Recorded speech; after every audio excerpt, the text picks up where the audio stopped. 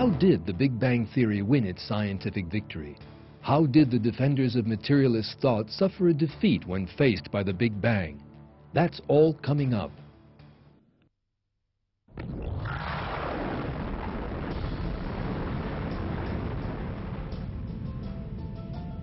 The Big Bang demonstrated clearly to the scientific world that the universe was created by God out of nothingness.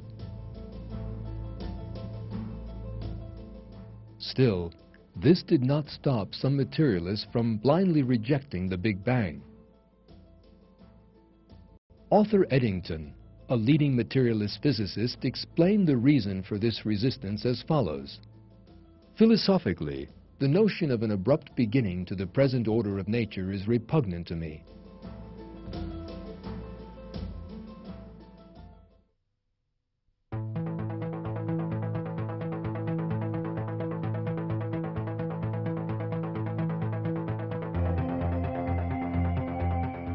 Famous British astronomer Sir Fred Hoyle was also very much disturbed by the Big Bang theory. In the middle of the century, Hoyle came up with his own countering idea, the steady-state theory. This theory was not so different from the static universe theory that had enjoyed wide currency in the 19th century. The steady-state theory, just like 19th century materialism, claimed that the universe had always existed and possessed infinite size. The theory's real aim was to support materialist philosophy, and it was just the opposite of the Big Bang theory, which scientifically explains the creation of the universe.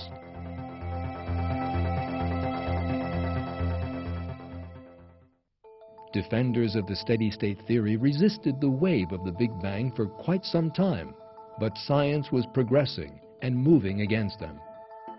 In 1948, American physics professor George Gamow made an important discovery about the Big Bang.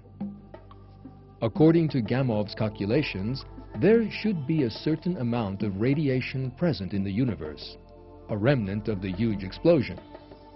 This radiation should be spread evenly throughout the entire cosmos.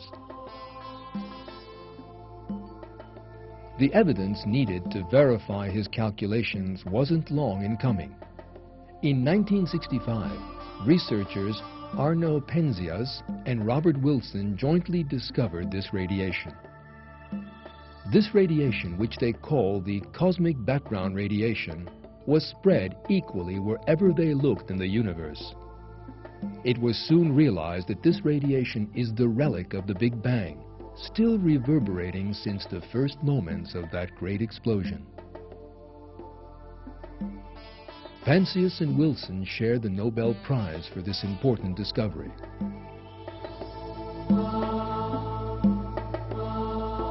Arno Penzias had this to say about this extraordinary event.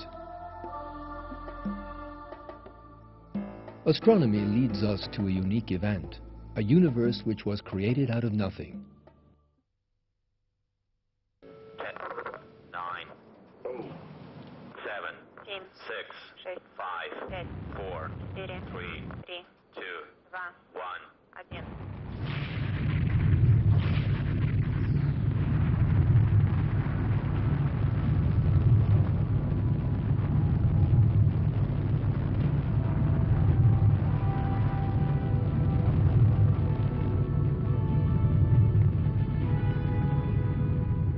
In 1989, NASA launched a satellite into space to study the cosmic background radiation phenomenon. The sensitive sensors on board the satellite, called COBE, confirmed Penzias's and Wilson's calculations in just 8 minutes. COBE captured evidentiary remnants of the Big Bang from which the universe sprang.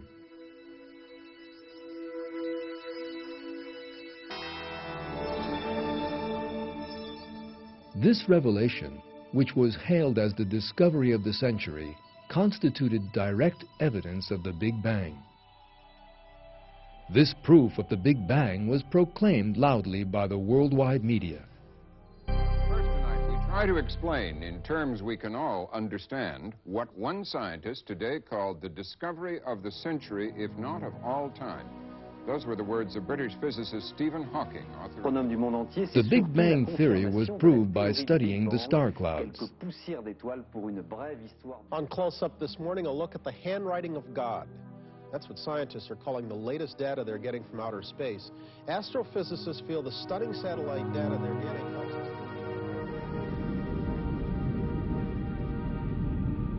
Besides evidence like the expansion of the universe and the cosmic background radiation, another important sign was the amount of hydrogen and helium gas present in space. Scientific observations show that the ratio of hydrogen to helium in the universe was exactly the same as the calculations predicted would have remained since the Big Bang.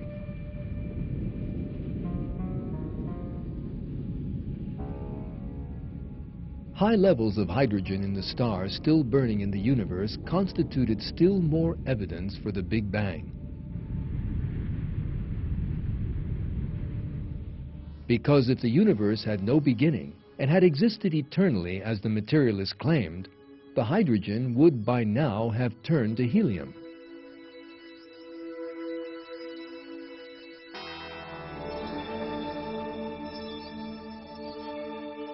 All this clear evidence led to the recognition of the Big Bang theory throughout the scientific community. In this way, science discovered the fact that the universe had been created.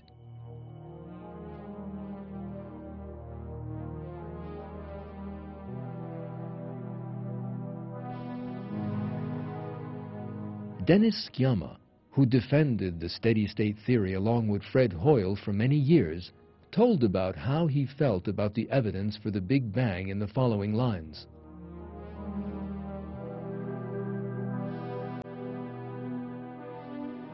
I was a supporter of the steady-state theory, not in the sense that I believed that it had to be true, but in that I found it so attractive.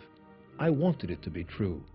But as hostile observational evidence piled up, it became more and more evident that the game was up, and that one had to abandon the steady-state theory.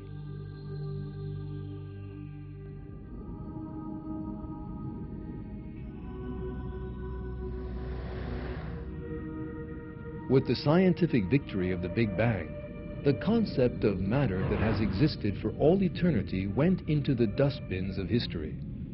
Science discovered that matter had a beginning, that it had been created by God out of nothingness. This proves the existence of a creator, a truth which was denied by the materialists. Upon facing this unambiguous fact, famous atheistic philosopher Anthony Flew was driven to make this confession. Notoriously, confession is good for the soul. I will therefore begin by confessing that the atheist has to be embarrassed by the contemporary cosmological consensus. For it seems that the cosmologists are providing a scientific proof that the universe had a beginning.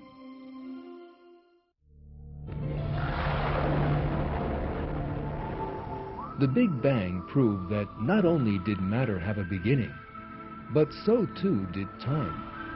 Time was also created with the Big Bang, because time is a concept that depends on matter, and one can't talk of time without matter. This fact also showed scientists that the matter and time have been created by a creator, who is not bound by these notions and rules over all things.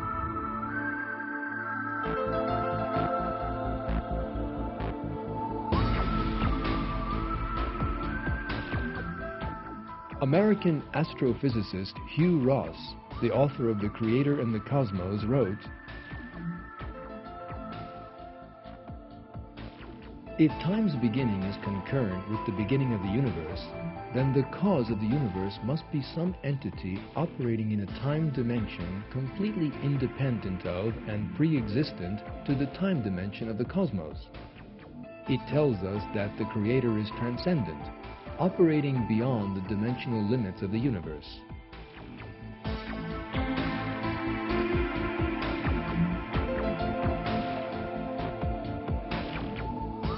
Many scientists who studied the scientific evidence without prejudice accepted the existence of an all-powerful creator.